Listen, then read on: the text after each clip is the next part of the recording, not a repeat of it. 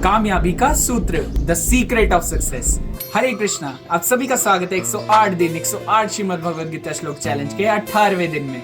तो आइए साथ में मिलकर श्रीमद् भगवद गीता के दूसरे अध्याय के 62वें श्लोक का उच्चारण करते हैं। ध्यायतो विषयान् पुंसः संगास्तेषुपजायते संगात् संजायते कामः कामात् क्रोधोऽभिजायते। अनुवाद: इंद्र विषयों का चिंतन करते हुए मनुष्य की उनमें आसक्ति उत्पन्न हो जाती है और ऐसी आसक्ति से काम उत्पन्न होता है और फिर काम से क्रोध प्रकट होता है। पिछले श्लोक से हमने सीखा कि चाहे हम कितना भी प्रयास कर लें, लेकिन यदि हम कृष्ण भावनामृत में नहीं हैं, तो हमारी इंद्रियां जैसे ही इंद्रिय विषयों का चिंतन करेंगी, ध्यायते विषयान् पुंसः, वैसे ही हमारे अंदर भौतिक इच्छाएं उत्पन्न हो जाएंगी।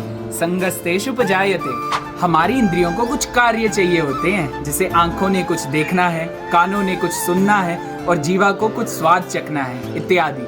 और अगर उन्हें आध्यात्मिक कार्यों यानी कि भगवान की सेवा में नहीं लगाया गया, तो वो निश्चित ही भौतिक कार्यों में लग जाएंगी और भौतिक विषयों में आसक्ति के कारण काम उत्पन्न होता है। संगात् संजायते कामः, और फिर काम से क्रोध उत्पन्न होता है। कामात् क्रोधोऽभिजायते, जैसे कि एक कहावत है, nip the evil in the bud, यानी कि बुराई को जड़ से उखाड़ दो। तो यदि हम शुरू में ही इसका उपाय कर देंगे तो क्रोध से बचा जा सकता है, यानी भगवान के संपर्क में रहकर अपनी इंद्रियों को आध्यात्मिक आनंद का उच्च रस प्रदान करना।